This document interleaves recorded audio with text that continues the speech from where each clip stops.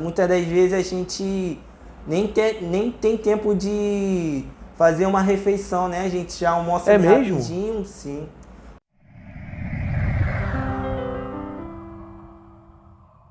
E como é o dia a dia? Você chega lá, quais dias que você trabalha? Qual a carga horária? No UPA do IS eu trabalho por plantão. Uhum. Meu plantão é 24 por 96. Certo. Então você trabalha quais dias lá? Assim, é dia rotativo. Por exemplo, tem semana que eu trabalho uma vez na semana, tem semana que eu já trabalho duas. E assim Certo. vai rodando os plantões. Entendi. E quando chega lá 24 horas, trabalha às 24 horas? É puxado assim de... Vira a noite trabalhando? Sim, é puxado. Muitas das vezes a gente nem tem tempo de fazer uma refeição, né? A gente já almoça bem rapidinho, sim. Porque o paciente, assim, não quer saber, assim, não quer esperar, porque até demais o familiar do paciente quer tudo na hora, né? Até porque é uma emergência. Mas vamos entender assim, o paciente chega na UPA, ele vai direto para o médico, tem alguma triagem, como é que funciona? Isso. Geralmente passa pela classificação de risco e logo em seguida é encaminhado para o médico, onde o médico vai estar fazendo a análise e vai estar solicitando um exame de sangue ou não. Certo. Então, se solicitar, ele vai para a sala de coleta. Vai para a sala de coleta. Que é onde começa o teu trabalho ali. Isso. Vai fazer a coleta desse material. Normalmente, quanto tempo demora da hora que colhe o sangue para ele ter o resultado? A gente dá o prazo de 2 a 3 horas. Por que 2 a 3 horas? Porque muitas das vezes o paciente, a gente sai um resultado alterado. Aí a gente tem que repetir o resultado, porque a gente não pode liberar qualquer um resultado. A gente repetindo, mesmo assim dando muita alteração, a gente muitas das vezes solicita uma nova coleta para ver se realmente está dentro do parâmetro, se é aquilo mesmo que está saindo. O fato de ser emergência deve ter mais resultados alterados do que num sistema ambulatorial como é o Dr. Emerson, né? Sim. A população ali, pela condição de emergência, costuma ter mais. Então dá mais trabalho. Isso, correto. Agora, os familiares do paciente, eles têm acesso a vocês enquanto vocês estão ali realizando exames? Não, só quando na coleta, na parte da coleta. Certo, ele não entra na parte de dentro. Não, do laboratório. Na parte técnica. Não, técnica não. E é um profissional só? Ou tem mais pessoas nesse turno? Geralmente são 3 profissionais agora atuando. Que um colhe, um fica na parte da coleta e 2 fica na realização dos exames e liberação de laudo. Quer dizer, deve ficar um na bioquímica, um na hemato, né? Isso. O da hemato, vocês fazem lâmina lá também? Fazemos lâmina leitura de também, lâmina, né? Leitura de lâmina. E tem exame de urina também? Tem exame de urina. E geralmente o exame de urina é o mais solicitado, né? Porque vem infecção urinária, né? Isso. Cálculo renal e tal. Pô, cara, dá trabalho, hein? Dá trabalho. Dá trabalho. Num turno, vocês atendem quantos pacientes? Geralmente depende muito, mas em torno de uns 100, 120. 120 pacientes em 24 horas para 3 funcionários. 3 funcionários. E tirando rotina, cara, porque a gente... Aí é muito trabalho. Porque a gente também muito trabalho. Tem rotina pra colher. Tem rotina? Tem rotina de paciente Como é assim? internado. Os que estão internados lá. Quantos leitos de internação tem nessa UPA? São 4 leitos, onde uma é sala vermelha, 2 sala amarela e 1 é a Covid. Isolamento. E aí eles têm que... como são só 4 leitos, eles também devem ter que sair dali para ir para o hospital, né? Eles ficam ali temporariamente. Geralmente a gente...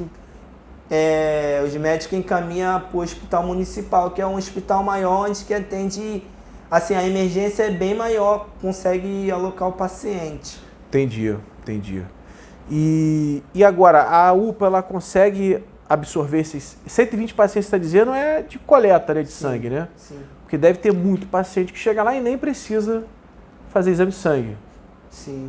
Vai só a consulta médica e... Quer dizer, deve ter um movimento maior que 120 pacientes. Movimento maior por do que dia, 120 né? pacientes. Certo. E, por exemplo, agora no Dr. Emerson, como que é o seu dia a dia no Dr. Emerson? A rotina ali? Assim, o meu dia a dia no Dr. Emerson, eu chego assim, é assim, a paciente sem comparação. Por que eu falo sem comparação? Em relação ao atendimento, porque quando eu cheguei, logo assim que eu cheguei aqui no Dr. Emerson, no atendimento era eu tinha até alguns vícios do UPA, né? Onde ali minha coordenadora foi me orientando. Hoje a minha forma de tratar o paciente já é de outra forma, já não é mais a mesma. Como assim? Explica melhor para quem está assistindo. Assim, muitas das vezes eu chegava assim, conversava com o paciente, ficava lá conversando com o paciente. E assim, e tem momento que não dá, entendeu? A gente procura estar, lógico, atendendo um melhor paciente, atendendo o paciente cada vez melhor. E assim, a gente também tem outros pacientes para atender. Então, por isso que o atendimento aqui no Dr. Emerson acaba ganhando do UPA. Por que eu falo ganhando do UPA? Em relação à espera. Porque aqui no Dr. Emerson, muitos pacientes chegam assim, já fui atendido? Já, porque faz a ficha e de imediato a gente já chama, né? Aí já colhe o sangue e a gente entrega o boleto e tudo mais para estar pegando o resultado. É uma rotina diferente porque é ambulatorial, né? E a UPA era para ser basicamente emergência. Até acredito que tenha atendimentos estilo ambulatorial na UPA, né? Mas o certo são emergência, né? Isso. Ali, então, os pacientes ali se distribuem ao longo do dia e ele fica aguardando o resultado. No Dr. Emerson chega quase todo mundo na mesma hora, atende rápido e libera rápido. A pessoa ir para casa, ela vai pegar o resultado depois via internet, né? Para levar no médico, no consultório. Isso. É outro perfil, né? de atendimento. E com relação à classe social do público, é diferente do paciente que você atende na UPA para o paciente que você atende no Dr. Emerson? Sim, é diferente, porque assim, o atendimento os pacientes daqui, muitas das vezes é paciente assim, que tem um certo conhecimento. Lá já é paciente um pouco mais, como eu posso falar, de classe pobre, entendeu? Mais humilde. Mais humilde, isso. Que a gente tenta aqui oferecer um preço bastante popular, acessível para a população. Mas mesmo assim tem uma parcela grande da população que realmente, infelizmente, não tem condição, né, de pagar, né? Tem que ir no serviço público, né? Serviço público, isso. Entendi. E você já viu os vídeos na internet do vereador do Rio, Gabriel Monteiro? Já sim. O que você acha?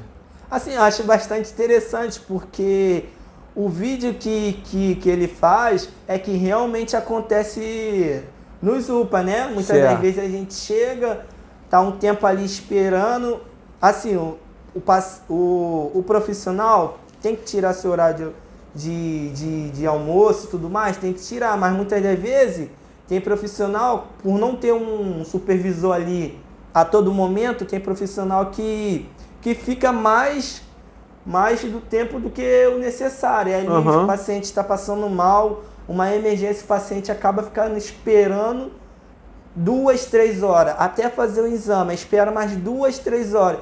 E ali o paciente passa o dia todo no hospital. Para começar a resolver o problema dele, né? Para começar a resolver o problema. Para começar, né? Entendi. Eu vejo que ele mostra lá, de vez em quando, os médicos que já assinam para o mês inteiro e não vão trabalhar, né? Isso. Chama lá o cara pelo ponto e não tá. Infelizmente... Agora, essa é a realidade do serviço ou são casos isolados? Eu realmente... A minha experiência foi como estudante há 20 anos atrás. Mas realmente, será que os médicos... será que a maioria faz isso, né? De botar um nome no I? Não, assim, pelo que eu vejo, até porque não são muitos médicos atendendo. Então, lá onde eu trabalho, os médicos não costumam... não sei se faz, mas eu acredito que não, porque os médicos procuram atender, assim, mais rápido a população, até porque é comunidade, né? Então, os médicos sabem como funciona ali, é o pessoal muito carente, não tem condições sabe? Muitas das vezes de estar indo em uma clínica particular. Então eles procura trabalhar de forma sempre mais correta. Certo, entendi. Bacana isso. Bacana ter um grupo assim, né? Lá vocês chegam a terceirizar algum exame? Algum exame vai para outro laboratório ou são todos realizados ali? Não. Numa emergência, quando é acolhido, a gente faz tudo ali, mas tem um exame também que manda para o laboratório de apoio. Por exemplo, foi o caso semana passada, VDRL. Tinha uma paciente lá com suspeita de sífilis, né? Certo. E ali a gente não fazia o teste de sífilis. A gente teve que colher a amostra do paciente e mandar para o laboratório de apoio. Certo. Aí nesse caso o paciente tem que voltar um outro dia para... Nesse caso o paciente era paciente internado. Ah, tá. Então quando o resultado voltasse ele ainda estaria internado, ou teria sido transferido para outro hospital e ia buscar esse resultado de forma remota, né? Isso. Para ter acesso, né? E quais são os tipos de problema que aparecem lá? Os tipos de problema, o que é mais comum, assim, é em relação ao insumo, porque muitas das vezes falta material para o profissional trabalhar, né? Certo. E assim, o profissional trabalha com o que tem ali. Isso daí acaba prejudicando, até mesmo no atendimento, porque a gente procura, vamos dizer, uma agulha, não tem ali no momento, a gente tem que ir em outra enfermaria, passar pela enfermaria, tentar arrumar para atender o paciente, né? Melhor atender o paciente. Entendi. Isso acaba demorando também, prejudicando. Então quer dizer, os profissionais ali correm atrás para resolver o problema, né? Exatamente. Tá. E problemas médicos que aparecem? Quais são as queixas lá que quando você está atendendo? As queixas, muitas das vezes, que eu escuto dizer, é a demora mesmo, porque o paciente demora para ser atendido, para fazer a ficha, né? Certo. Até porque é muito cheio. Aí demora também para passar pelo médico. Às vezes o médico está ali atendendo o paciente.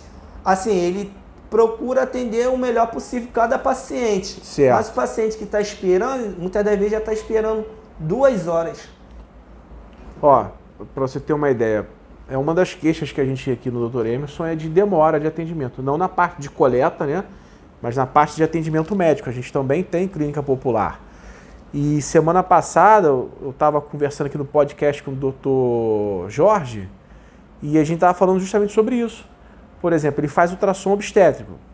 Há pouco tempo ele atendeu uma grávida com gêmeos e os 2 gêmeos estavam com problema de restrição de crescimento. Quer dizer, era um exame que era para durar 15 minutos, durou quase 1h30. Sim. Então, quer dizer, você atrasa a agenda do dia inteiro.